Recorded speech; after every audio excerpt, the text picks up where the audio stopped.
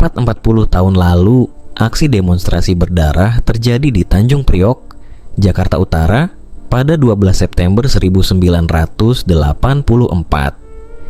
Peristiwa ini menjadi salah satu kerusuhan besar dan pelanggaran hak asasi manusia (HAM) berat yang terjadi pada masa pemerintahan Presiden Soeharto, Orde Baru. Hingga kini belum diketahui secara pasti jumlah korban meninggal dunia dalam peristiwa Tanjung Priok.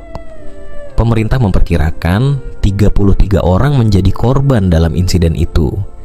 Namun, lembaga-lembaga kemanusiaan menaksir ratusan orang terbunuh dalam tragedi tersebut.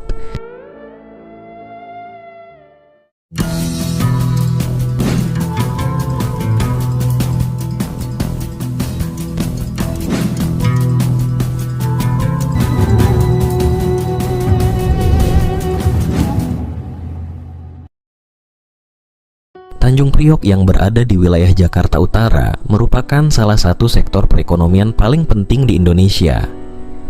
Hal ini membuat wilayah tersebut memiliki demografi penduduk yang cukup padat karena sebagian besar warganya juga bekerja di pelabuhan Tanjung Priok. Mereka banyak yang bekerja sebagai pedagang kecil, penarik becak, atau berbagai pekerjaan kasar lainnya.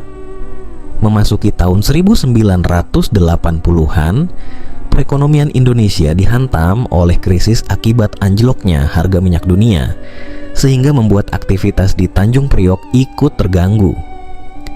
Banyak dari mereka kemudian mengkritik pemerintahan Orde Baru dalam ceramah-ceramah di masjid.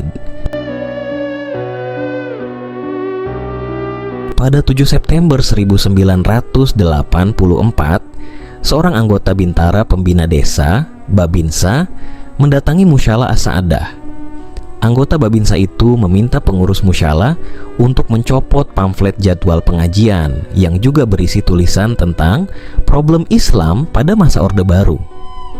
Keesokan harinya, pada 8 September 1984, seorang anggota ABRI bernama Sertu Hermanu mendatangi Musyalah tersebut dan meminta pengurus menyerahkan pamflet yang dilepas.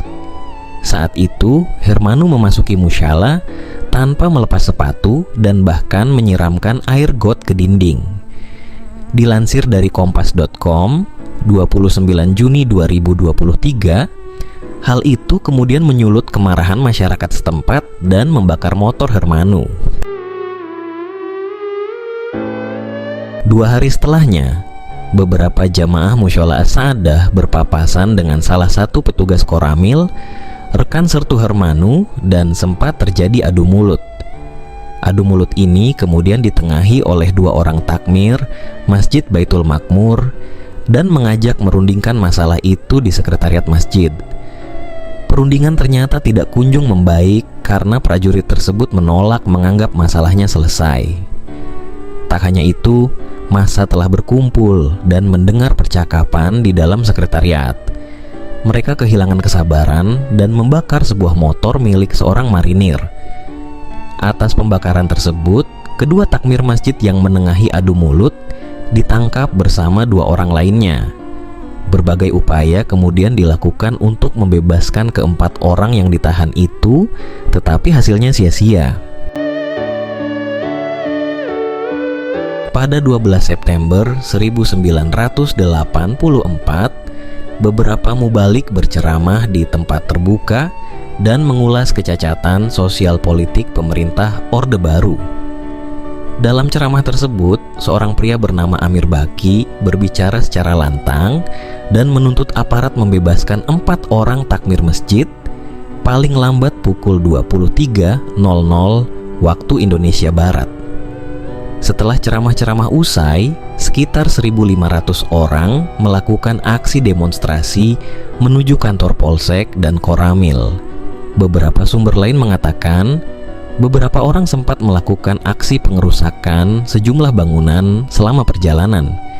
Ketika tiba di jalan protokol, mereka kemudian dikepung oleh kelompok militer dari 2 arah dan disambut tembakan senjata api. Massa demonstran ditembaki oleh militer yang bersenjata lengkap secara membabi buta. Dalam sekejap, massa berhamburan, seiring banyaknya korban bergeletakan di jalan. Aparat kemudian menembakkan bazooka ke arah kerumunan. Saat itu, rumah sakit setempat dilarang menerima korban kerusuhan tersebut. Oleh karena itu, para korban dibawa ke rumah sakit militer di tengah kota. Setelah korban diangkut, mobil pemadam kebakaran berdatangan untuk menyirami jalan yang penuh dengan darah. Setelah kejadian itu, banyak pihak yang menyayangkan tindakan represif angkatan bersenjata.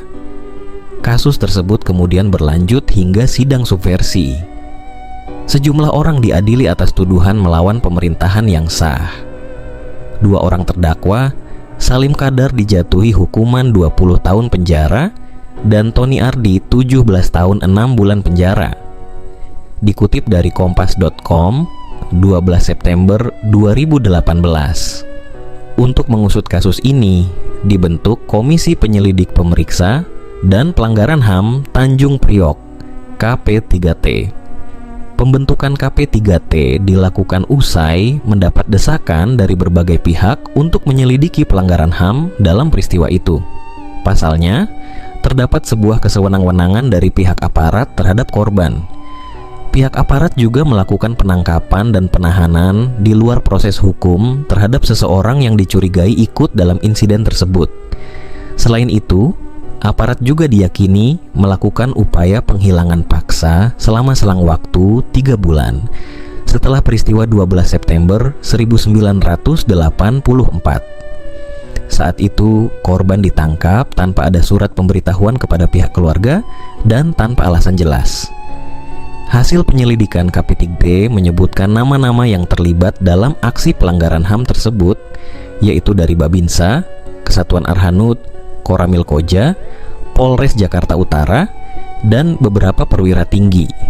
Karena termasuk pelanggaran HAM berat, pemerintah pun diminta untuk menuntaskan kasus itu. Namun, kasus ini akhirnya dianggap sudah selesai melalui proses mediasi dan islah yang panjang.